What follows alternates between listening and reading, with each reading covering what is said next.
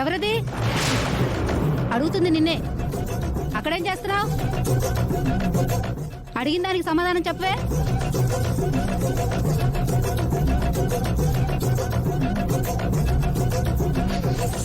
ఇదిగో, ఎవరు నువ్వు? ఏం చేస్తున్నావు? మా ఊళ్ళో ఎప్పుడు చూడలేదే. మీ ఊర్లో అడుగు పెట్టడం ఇదే మొదటిసారి. ఈ వేషం ఏంటి? భూత వైద్యురాల్లాగా. ఇది మా ఆచారం. ఇక్కడ గొయ్యి ఎందుకు తవ్వుతున్నావు? గతంలో ఈ పొలంలోనే అమ్మవారు ముక్కు పుడక బయటపడ్డాయంట కదా. అవును, ఇది వేదవతి గారుల పొలమే. అమ్మవారు ముక్కు పుడక దొరికిన తర్వాతే పంటలు పండి అందరం సంతోషంగా ఉన్నాం. అయినా ఆ విషయాలన్నీ నీకెందుకు? పైగా ఇదే చోట ఎందుకు తవ్వుతున్నావు నువ్వు? నీకు అలాంటిది మరో పెట్టి దొరుకుతుందని అనుకుంటున్నావా? ముఖ్యమైన పూజ ఒకటి ఉంది, అది ఇక్కడే చేసుకోవాలి. అందుకే మట్టి తీస్తున్నాను. నీ పని నువ్వు చూసుకో, నా పని నేను చూసుకుంటాను. బయలుదేరు. నీ వివరాలేంటి? ఇక్కడ నువ్వు చేద్దాం అనుకున్న పూజ ఏంటి? గొయ్యెందుకు తవ్వుతున్నావు? మర్యాదగా చెప్పు. ప్రమాదానికి ఎదురు వెళ్ళకు. బయలుదేరు, లేదంటే అది నీ పాలిట మరణంలా మారుతుంది. నీ మీద నాకు చాలా అనుమానంగా ఉంది. వెంటనే నీ గురించి ఊళ్ళో వాళ్ళకి తెలియజేస్తాను. హే ఆగు, నిన్ను ఊరి నుంచి తరిమి కొట్టిస్తాను. వైకుంఠరావు, సుబ్బారావు, అందరు రండి. నా గురించి ఎవ్వరికి ఎట్టి పరిస్థితుల్లోనూ తెలియకూడదు. నువ్వు అంతమైపోవాలి.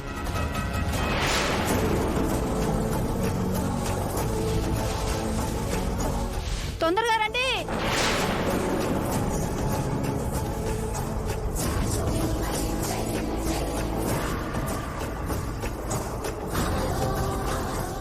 అయ్యయ్యో, ఏమైంది? అరే ఏమైంది? పాము ఏమైనా కాటేసిందా?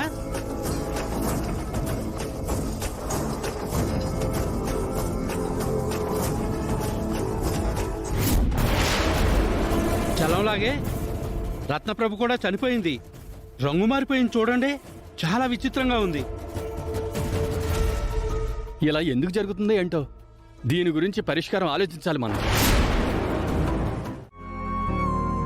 నాన్నకేం కాకూడదు, ఏమీ కాకూడదు.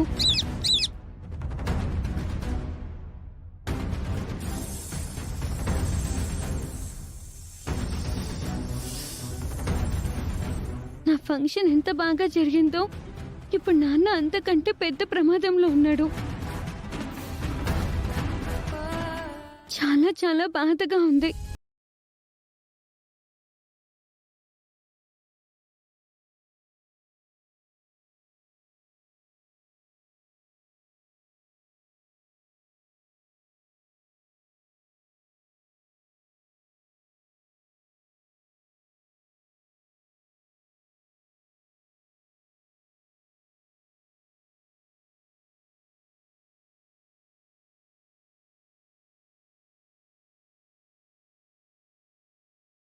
మారిపోయింది,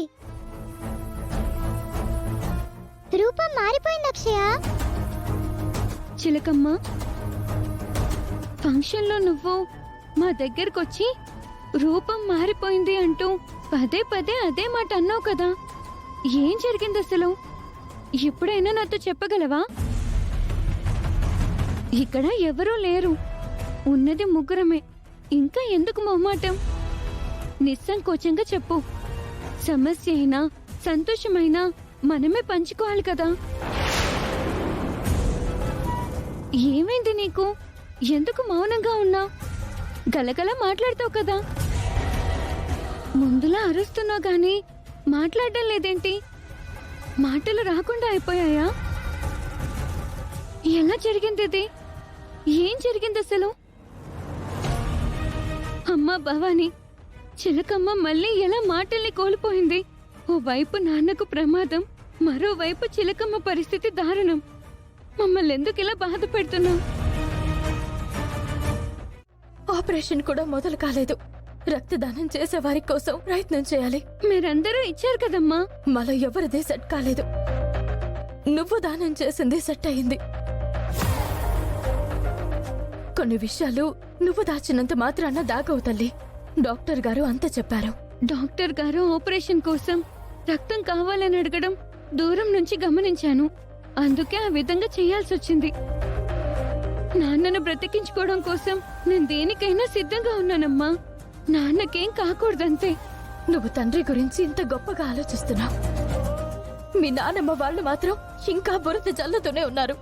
ఈ సమయంలో ఎవరు ఏమన్నా మనం పట్టించుకోకూడదు. మనసుకి అస్సలు తీసుకోకూడదు. ఓ చెవితో విని మరో చెవితో వదిలేయాలి.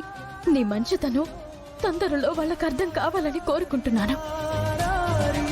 ఇంకోసారి నువ్వు నాతో చెప్పకుండా తొందరపడి ఎలాంటి పనులు చేయకు. ఎందుకంటే నువ్వు దానం చేసిన రక్తం ఆపరేషన్లో ఉపయోగించడం చట్టరీత్యా నేరమంట. అందుకే మళ్ళీ ప్రయత్నం చేయాలి. నా తల్లిదండ్రులు ఇచ్చిన రక్తాన్ని ఆపద సమయంలో నా తండ్రికి ఇస్తున్నాను. ఇందులో తప్పేముంది? అది కాదమ్మా. ఓ కూతురు తన తండ్రిని బ్రతికించుకోవద్దని చట్టం చెప్తుందా? చట్టం ఏం ఆలోచించినా అందరికీ మంచి జరగడం కోసమే తల్లి. నువ్వు దానం చేసిన రక్తం ఉపయోగపడకుండా పోయినందుకు నీకు బాధ అనిపించొచ్చు, కానీ మనం చట్టాన్ని కూడా గౌరవించాలి, సరేనా? ఇప్పుడు నాన్న పరిస్థితి ఏంటి మరి? రక్తం గురించి ప్రయత్నం చేస్తున్నాం.